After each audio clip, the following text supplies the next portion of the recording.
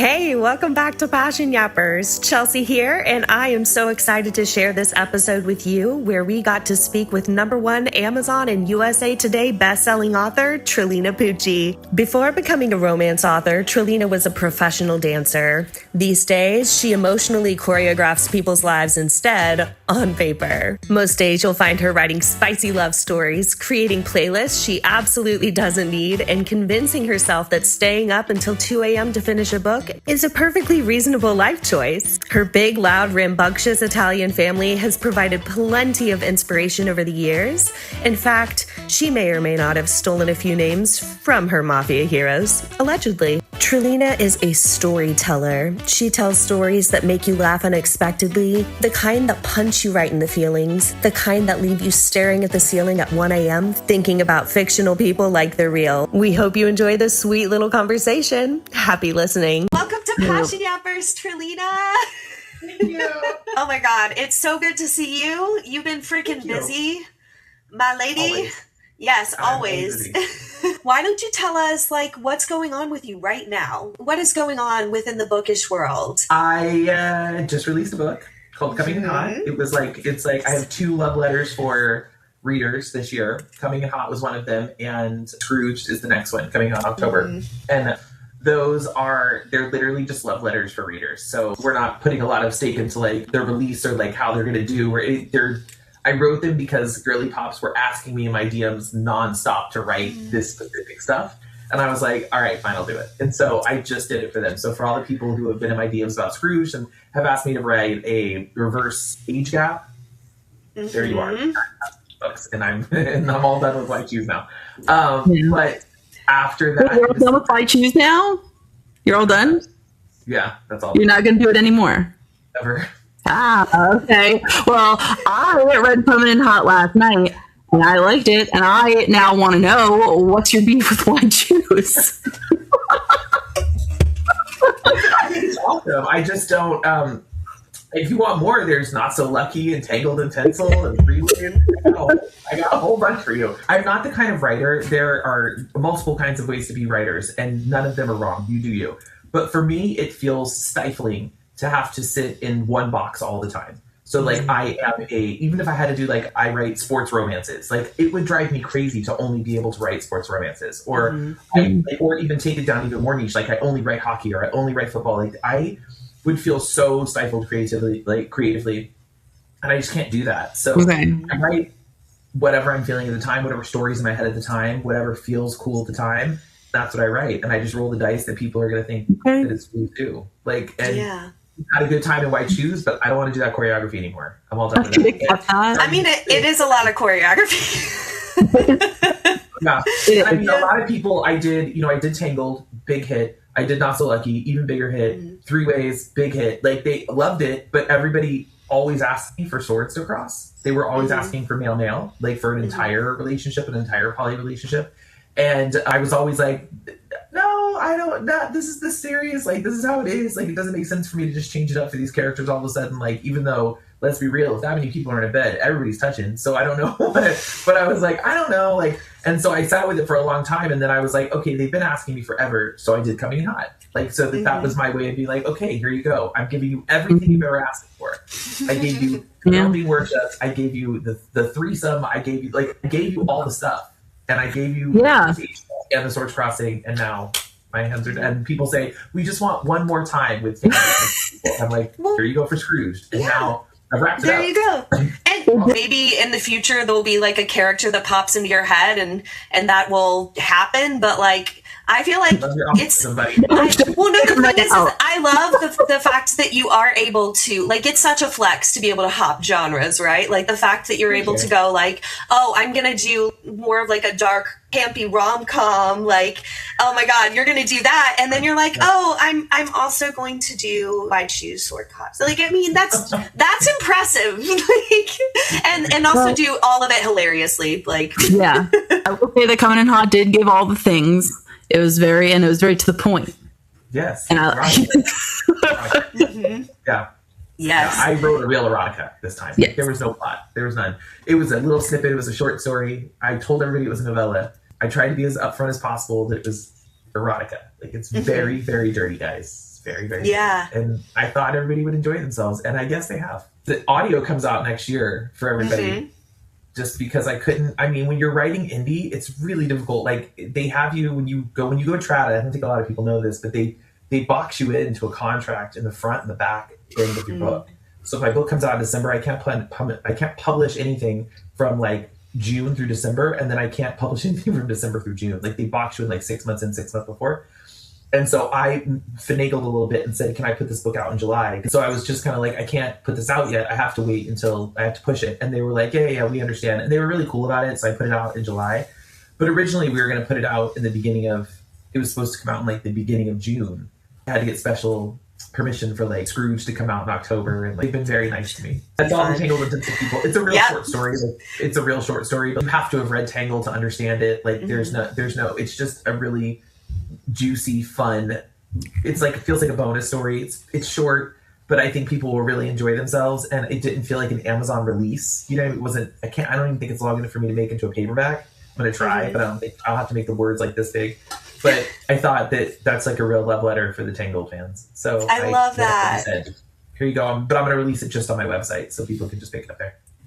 What's perfect, because Tangled is on my Christmas list. We're going to be doing, like, in November, reading a shit ton of holiday books so that we can do a holiday guide. And I was like, Tangled and Tinsel is already on my list. That is a very creative book. I haven't read Tangled and Tinsel yet, but from my understanding, Tangled and Tinsel and Coming in Hot, there's like a note at the beginning saying that the female main character is not described.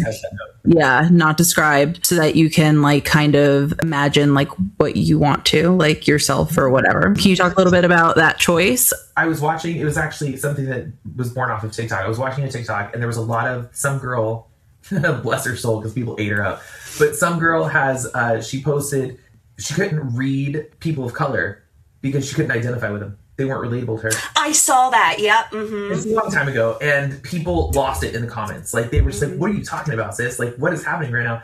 And so I was watching the comments go back and forth. She's caught up in a detail that is so ridiculous. Like, I understand that people need to write for representation. Like, I think that that's super important, right? Like, Black authors writing Black love, that's incredibly important. But if you were reading a sports romance, because it wasn't a book written, like, own voice written.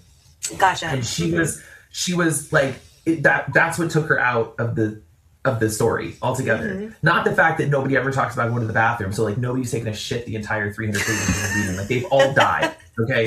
Very rarely people eat. You know what I mean? Like, they might drink a lot in books, but they very rarely eat. This is problematic, right? Like, for your health. There are so many things that we don't talk about, and none of that stuff you thought was weird, right? Or like any of the other ridiculous fictional things that we put in books, right?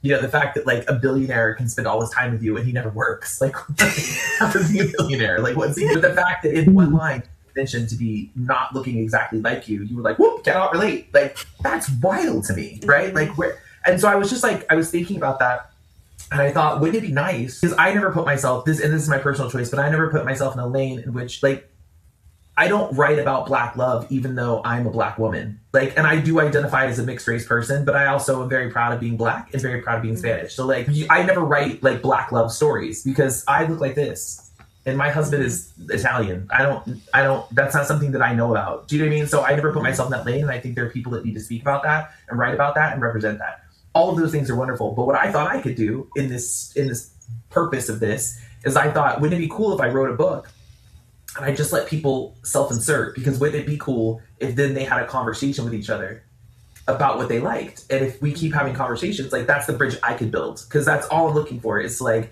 when I walk through life, I think everyone looks for, like, at least I hope, that they look for bridges that they can build between people, right? Or like what they can do personally in the spaces. What I could do personally as an author in this space was to write a book, write a series that was like that. I thought it was cool. And I thought, wouldn't it be cool if everybody was like, oh my God, I totally identify with this about her. And oh my God, me too. That's me too. And how wouldn't it be cool if they were completely like, maybe they could start building bridges? Because if this Black girl is talking about this book that she likes and how she identifies with her rambling, and this white girl is like, oh my God, me too. Me too. That's me too. Now they have something in common. And maybe we can get past that a little bit. I don't think I'm going to solve a problem, but I just thought it was tiny little thing that I could do in my books to do that. I think the thing that I locked onto about it is, one, I had this whole idea of like, what would it be like to like have a blank space to like write the description, like to have like a reader like actually like write the description of like who they think this character should be, like describe themselves, like what words would they use. Like I go into this like, you know, it's like a projective kind of test or something, right? It's like, how do you see yourself? So prompting to like think in that way. But I think that something that I've like mentioned either before on the podcast or definitely mentioned it in my life is that I think that sometimes when people don't like a female main character, they'll just be like, I didn't like her, she was just nothing. It's because like there are authors that are unconsciously doing what you did intentionally, and it like really works to do it intentionally. But I think sometimes like the female main character is kind of left a little blank slatey so that people can like self-insert. It doesn't always get pulled off. And so if you're not telling people and being transparent about it, it feels like lazy work. Like you didn't want to describe them, like you just left it blank. It feels blank. This doesn't feel blank, I don't think. No. It feels like it doesn't. That you decide who she is, right? And for me, it was a conversation about race that prompted me to say, okay. But the I didn't even see it in the full scope, really. Like this is body, this is cultural, this is so many different things, right? Like this is ethnicity, right? Like you can really insert anything that you think in your head into that character. And what's interesting is a lot of people feel the freedom to insert themselves. Or something that looked like them. Like, so, you know, I have a girl who is South Asian, and she was like, I love this because I literally was picturing like me in this book, and I love that I could picture. That's amazing. You do your thing, right? And I have another friend who was like, I didn't picture myself, but I did picture like a concept of a woman with my not myself, like with my features, right? Or it was like, I didn't picture even anybody myself. I read this and I thought to myself, oh, from her personality, I think she's like that. And that made me think what kind of stereotypes I carry in my head. Interesting. Yeah. Now, I have a picture of all of them that I'll never talk about. I know exactly what they look like. I know exactly who they are because they're all people to me when I start writing them. It's not something that I can just go into a blank slate with. I don't try to create them either. They come to me right away. Like people in my head. These are real people to me. Like I'm a little bit crazy. And they come to me and they're sitting in there and they're like, Trilina, blah, blah, blah. I know exactly what Samantha, Eleanor, Lily, I know what they all look like. And they're not what anybody thinks they look like. But like, for sure.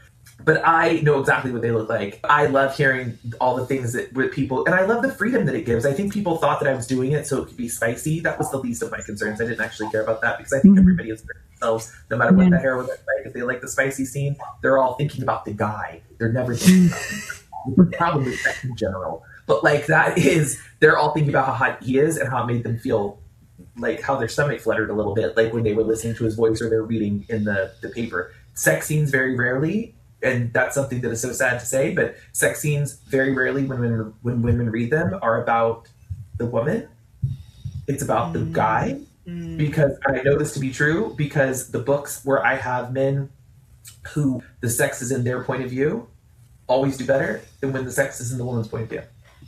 It's actually, I have noticed that. I was noticing Devour Me by Emily Rath, which just came out. It's a dark paranormal romance. It is dual narration instead of duet, and it's 3 narrators. And something that I found really interesting and unique is the fact that all of the spicy scenes were in her chapters. And so it was the woman, the female narrator, and it was like all from her perspective. And I was just like, I can't even tell you like how often that happens. Like it doesn't happen very often. And I thought it was awesome. I was just like, okay, girl, get it. You're going to be fantastic. You have those ease writing it because you're a woman writing a woman's view about her sexual experience. And that feels like the most normal thing to write. I will tell you that when you look at the data, that women like to listen and will highlight more parts when it's in his point of view.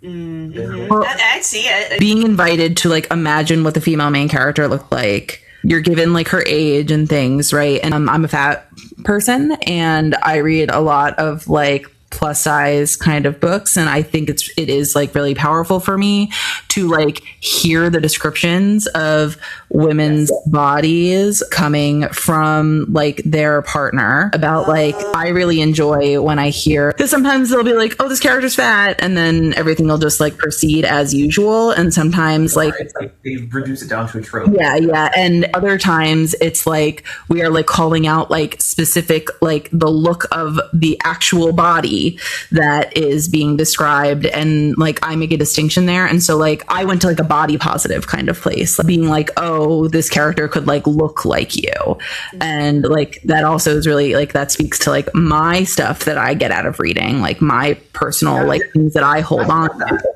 Yeah, it was difficult, like when they're touching her or something like that. I had to be really aware of like how I was saying it. Like even once I said, I think in the book I said something like that she was gonna like push her hair over her shoulder or something, and I was like, but then she has long hair.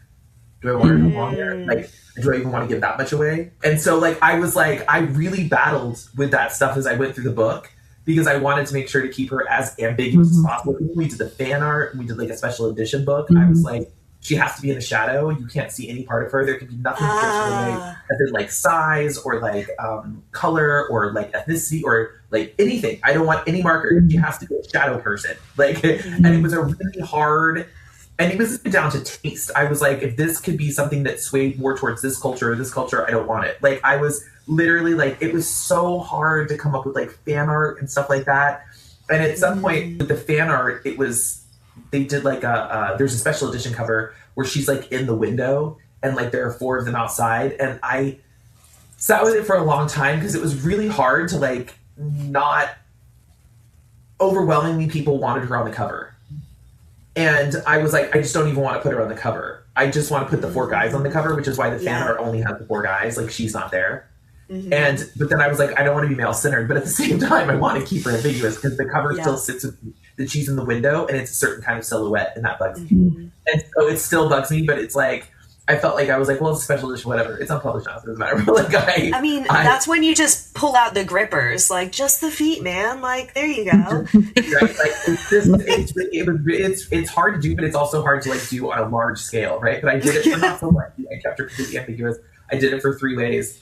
And the only thing that I ever gave away, and I'm sorry to those women who are 6'5" and over, but like she never looked in the eye. Like she always had to look up at him. So like she wasn't 6'5". That was the one marked distinction that I got, which, you know, I do feel bad for that as somebody with a 12-year-old who was 6 feet tall. But like that's the only thing that I gave, was that she had to look up at them. The book that I'm working on for 2027, 8, maybe 8. She doesn't have a description again. I kept them both kind of ambiguous. Like I don't. Well, I'm thinking now about like my earlier comments about like how the woman is like kept kind of effusive sometimes, like, in general in romance, and I didn't even like mean that in terms of her physical description. I meant it in terms of like personality. Like sometimes they're just kind of like scrubbed of personality, and it's just kind of like I think it's definitely because they're just supposed to be like an audience avatar, right? Like they're not like. That we're not thinking a lot about who they are. We're thinking a lot about who the people that they interact with is. But like, I think that's a real shame, because like as like the drum I beat constantly is that like romance is about like the developed characters, right? Not, you know, and like who they are and how they interact with each other, and without like kind of like without that, it's almost like it does become very like male centered. Well, and I think that there are different kinds of romances, right? Like you can read romance with character arcs, and that I mean, you're going to find that in contemporary romance a lot. You're going to also find that in things that like verge on like women's fiction, which I love. But she's going to have a whole personality, and she's going to have an arc, and she'll be unlikable sometimes, and then she'll be likable, and then she's going to feel like a normal person, like a real person, right? Like scratches and shiny parts and the whole deal. Those female characters are usually a lot less liked by readers, and I say this with love to readers, but it's something that bugs me as a writer quite often, is that anytime I make a character confident, she's a bitch. Anytime I make her vulnerable, she's weak. Anytime I make her wrong, like she thinks one way and then she has to like get some more information and she changes her mind, right? She's flaky. It happens a lot. And anytime she's promiscuous, which I use that word so lightly because I don't believe in promiscuity, like sex is sex, I'm very like whatever. But like but to give you an idea, like the Eleanors, the Samanthas, who are like adventurous sexually, right? Anytime she's like that, she's fun. Not confident, not any of the things I'm meaning for it to be. She's just fun. Vulnerable part that gets me all the time, because if the girl cries at all, even twice in a book, people are like, oh my gosh, she pisses me off so bad. Yeah. It's because you have a distinctly harmful relationship about your emotions with yourself. Like, you're reading this, it's making you uncomfortable because you're uncomfortable sitting in sad emotions. People sit with it all the time. They have trouble sitting with all those things, and everyone likes to root for the woman. They love to root for her. So you have to make her just weak enough so that they'll root for her, but not too vulnerable and not too broken so that they're just so annoyed with her. Like, get it together. This is such an interesting conversation, because also when you think about like reading a romance novel is so feminist. Like, it is part of a feminist movement, right? Regardless of who the FMC is, how she's carrying on, the fact that we as femme people are joining in to the revolution of like claiming our sexuality and claiming, you know, who we are as a person, and maybe self-inserting sometimes. I think, you know, like that is inherently feminist. And so I think it's really funny when you say those kind of things, because it's just like, oh, well, duh, people think that because they've been grown up in misogyny and like the patriarchy and stuff. Like, but yeah, like if you pick up a book, and it's not everyone, like it's not like the movement, right? Like I have more people that appreciate it than I think that don't. But sometimes the loudest voices are the smallest crowds. Yeah. But I do get pushback, and sometimes I get frustrated because I'm not sure that people give just female characters in general their flowers. That is like another proof of bias is age gaps, and like people not wanting reverse age gaps, and people not wanting, you know, to read books about women in their 40s and stuff like that. You know, Vera Stein is Fine by Julie Murphy. Oh my God, Trilina, if you have time to pick up another book this year, holy shit. So it's beautiful. She's in her 40s. She's working in an assisted living home. It's like a second chance romance situation, body positive and everything. But I was checking my bias in it. I was just like, first of all, I'm 35. Like, who the fuck am I to be like, oh, 40 is so much older than what I normally read, because they're not 19. You know what I mean? And I'm like, Chelsea, you're going to be 40 soon. You need to check your damn bias. It was wild to me, because it's just like, a 40-year-old guy dating a 20-year-old girl. Oh yeah, without question. Bringing it back in the conversation a little bit. But after I read Not So Lucky again, I was just like reading Samantha. I was like, I feel like I'm listening. Like, I feel like this is your inner monologue. Like, I read Samantha as you. Is there a character within any of your books that you feel like you relate to, like on a deep level, maybe your sense of humor or anything? Eleanor is me. Eleanor. Okay. I love it. What book is that? Just for the people. Eleanor is Not So Lucky. And so Eleanor is a crazy sister. And that is my personality to a T. That is my personality. All the jokes I've said, some of those text messages are actually stolen directly from text message exchanges with my friends, because I have a group chat with my girlfriends, and I was like, I'm using this, and they were like, God damn it, like, just take their names. And I was like, I got you. But that whole series is kind of based off of a friend group that I've had since I was in like 6th grade. Okay, so that's another. Like, nobody's banging 4 bosses, but like it is based off of like funny things, and I'm the one that actually dated a professional football player. Okay. She's me to a T, and I'm from Vegas, so it was easy to pick up the Vegas vibe. Do you know what I mean? Like that hotel, I've been to that hotel. We stayed there one night, not on purpose, whatever. But it was a crazy. Like, there's so many crazy stories like that I have growing up there. That she is me, and all of her jokes are my jokes. Like, I'm horrified that I'm going to be sex trafficked at every hotel. Like, to the point where, like, when I have to go ride in a hotel, I'll push, like, the couch or something, like, because I always get a room with, like, a couch in it, and I'll push, like, the Hamptons Inn or whatever, I'll push the couch up against the door when I go to bed at night, because I'm scared someone's going to try to break in. And my husband's like, you are out of the age range of sex trafficking. You realize that, right? And I'm like, the fuck do you think? I look 30 still. Like, if you can take me. And he's like, that's still too old. Like, I've got a fuck-ass Bob. Like, come on, guys. I'm like, what are you talking about? Like, I'm so cute. Somebody's going to want me. Like, And he's like, no, Trilina, stop it. Like, he thinks it's so funny. Yeah, she is me, for sure. Samantha's not me at all. I don't have it. Damn it. Okay. I guess in my mind, I think it's... now because you talked to me enough. Now that I've heard it, now I got to go back and listen to it again. Damn it. I mean, oh, darn. They're all my voices. Yeah. Like, well, obviously, yeah. My jokes, right? Like, I'm sitting here, like, telling myself jokes the whole time as I dictate walking around. But, like, it's... But her rambling, I don't ramble like that. Like, I don't have, like, a... I'm the Eleanor that's like, do it. Do it to the picture. Like, I'm the bad... I feel like I have drunk behavior, but I don't drink. Like, if you've gone out with a bunch of girlfriends or a bunch of friends and you guys have all, like, put one on, right? And everybody's a little tore up that night. There's always one person who comes up with the worst idea. You know, like, there's always that one person that's like, let's go to strip club. Like, there's always that one person. And everyone's like, come on, bro. Like, you know what I mean? I'm that person sober. Yeah. So I'm the person that's like, you're just like, what should we do right now? And I'm like, let's go rent a truck and just, like, drive topless down the street. Like, I'm the crazy person. You're Charlie Day going wild card. Isn't it true that you, like, wrote your first book because your, like, friends dared you to or something? That was my question. So okay. So I would love for you to just debrief that story for anyone who doesn't know it. But then my follow-up question to that is, are we able to find that book on Amazon? Does that exist in the ether? It does not, because I unpublished it and then I bought all the extra copies that were out there. It has like I told you before, it has 175 exclamation points. Nobody is that fucking excited to see. Okay? We learned, guys. We learned. I beg to differ because you were that excited to speak because you typed those exclamation points with your own two hands, with your own one finger, honestly.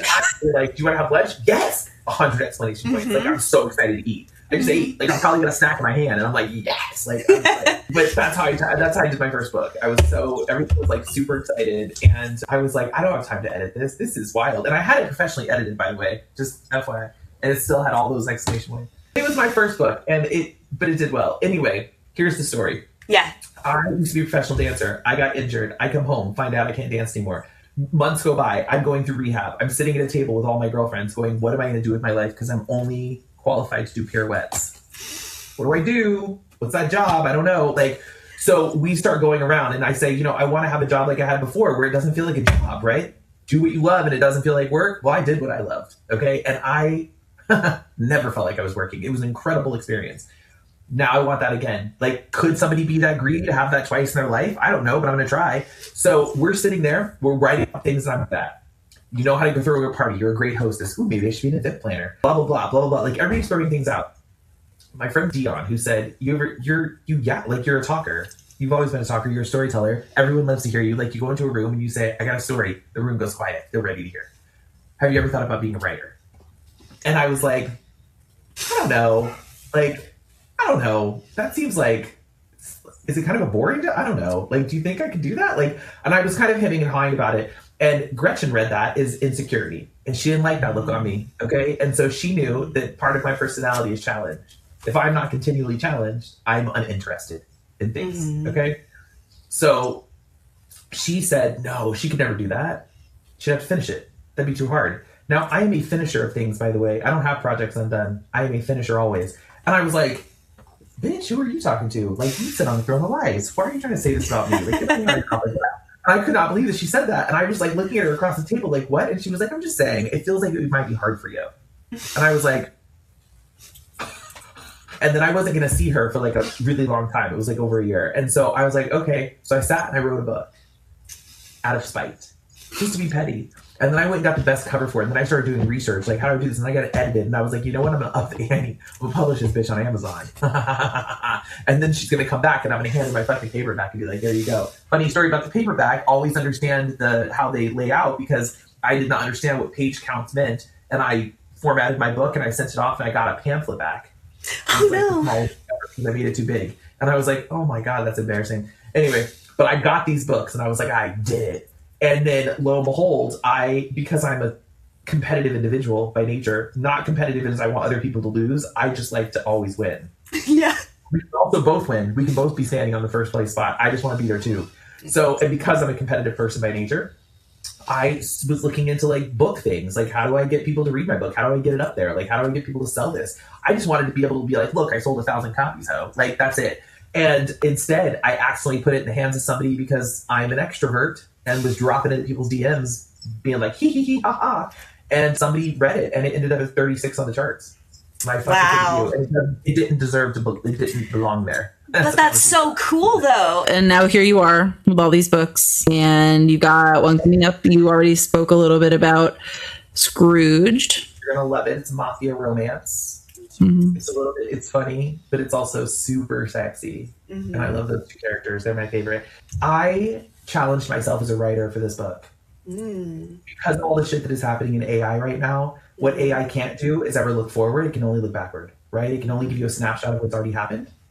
And so I wanted to challenge myself as a writer, as somebody who's had all their fucking books stolen to teach AI. I wanted to challenge myself as a writer and just write and like push myself to write in a different way. And that's all I'll say. And I wrote differently than I've ever written before. And I'm so fucking proud of it because I could never. So like, I'm so stoked that I was able to do that as like a human artist, right? And I hope people appreciate it. And it was a challenge, but it felt so. I'll never write differently. That's what I'll tell you. Every book coming out after December will be written the same way because I found the most authentic way to tell a story for me. And if I hadn't challenged myself and let myself do this, I would have never found that. I'm so grateful to this book, and it's so good, and I fucking love it. Other than that, I can't announce anything yet. That's okay. So like it's all. But the last book I read was The Devil by C.R. Simone, and everyone should definitely go read The Devil by C.R. Simone. We'll get into it. Definitely. I have to gosh and brag on you just one more time because one, your website, incredible, beautiful. Trilina sells merch. It's hilarious. It's wonderful. And all proceeds go to Feeding America. And so it's just like, if you want to support your favorite characters and you want to support Trilina and her fan base, like go hard. And you're also supporting an amazing cause. So I just think it's really cool that you do that. It's not just my character arts and stuff on there. Like we have an entire section that's just like book vibes. And it has like, bookish content. Like it'll say like, 5-star reads. Like there's a journal on there that you can use to like keep an entry for all your books. And you can, there's all kinds of cool things that we keep making just for people who do book stuff, like that do reviews and want stickers for their books and blah, blah, blah. Like it has nothing to do with my books, just so people will buy because I like to write Feeding America a very large check at the end of the year because nobody's really hungry. That's not great. You rock. It's frankly insane that people do because there's no reason for that. Amen. I love you. Thanks. I appreciate it. You're great. You're such an awesome role model. I love to be part of the Pucci's Hoochies. Everyone should join your channel. But thank you. I'm a good friend. I'll be a good friend. But I know her well. Yeah. That's okay. I think it's just more so that I see a lot of things that I wish I had growing up within your relationship with your daughter and the people that you surround yourself. And so I'm just like, that is like an awesome model. So to me, you really are, that's the sweetest thing. I gotta say.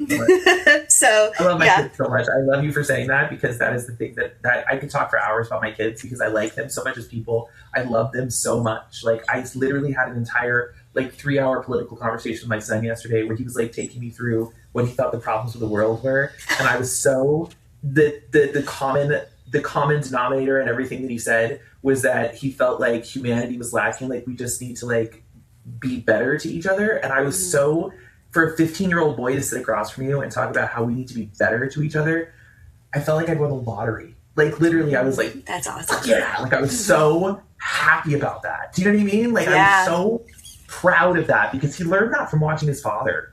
He learns how to be a man from his father, and he also learns from like watching me how to be proud of women. And I'm so I'm very lucky, but I was like, oh my gosh, this is an incredible moment right now. And I'm so proud of him, but I'm also like proud of myself because I picked that motherfucker. Yeah. Right. Well, you're just like, oh, you're so lucky. It's like, no, I made a choice.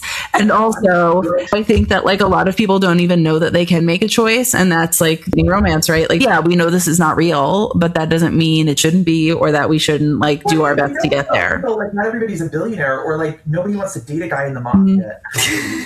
But like that seems like a weird choice, but like there are so many aspects of these heroes that I steal from him all the time.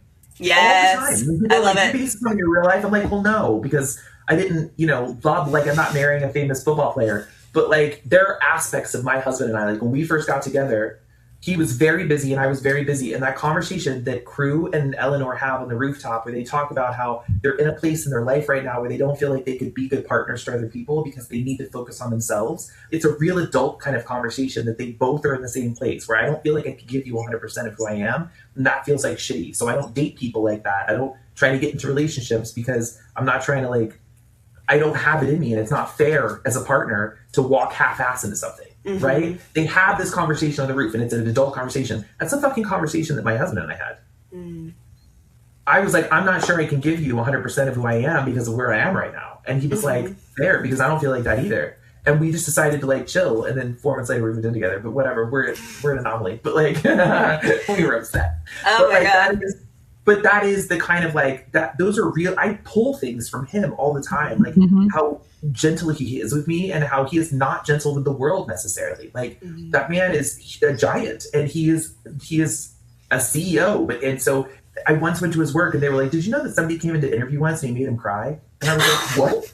Like, and he was like, "Listen, I stop." Like he's very like matter of fact and like, you know, direct and like all that kind of stuff. At home, he's a teddy bear. Are you getting his ticklish? I'm like, boop, boop, and he's like, no. Like he's that guy to me. So I do that in my heroes all the time. So yes, it is real life. Like you can have a really, really, really great guy, though they're not a myth. Yeah. Here. Have a come back. Keep looking. Like they're not a myth. You just have to like stop dating the same dude. Get yourself an Anthony. Trilina, it was so much fun to talk to you. Yeah, thank you for all this time. And this was just a fantastic way to start the day. I'm glad. Thanks for having me, guys. Yeah. Have an awesome one, okay? We'll talk to you later. Yeah. Mwah. Thanks for listening. We want to hear from you. Follow us on Instagram at Passion Yappers Pod and subscribe to our YouTube channel. Please share any thoughts on this episode and tell us about your favorite stories. Maybe we can yap about them on a future episode.